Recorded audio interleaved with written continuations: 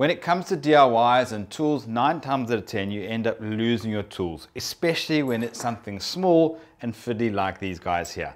I've got a whole range of screw pilots and countersink bits which I want to put somewhere into my workshop where I know they're at hand every time when I need them. So I'm going to make a simple little stand and I'm going to screw that into the back of my cupboard. I'm going to start off with a scrap piece of timber. It's 120 long by 40 millimeters deep and 20 millimeters thick. I'm going to mark out a center line all the way down the center, and then from the middle I'm going to measure out 15 millimeters, and then I'm going to drill my clearance holes, and that's where my bits are going to sit.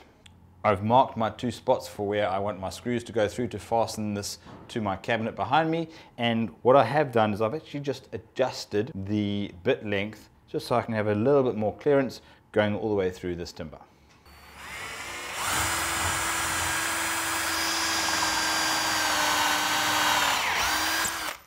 You'll see the wood bit has a sharp tip to act as a guide so it doesn't wander around the timber as it crosses over the different grains. Now we're going to fasten this into my cabinet.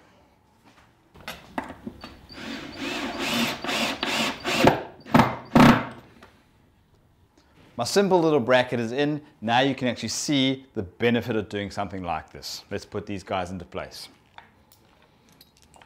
Keep your DIY workshop environment as hassle and clutter free as possible. Make a home for every single tool and every single bit. As you can see here, we made a little home for all these screw pilots. That way I can see if any are missing and I know exactly where they are when I need to use them.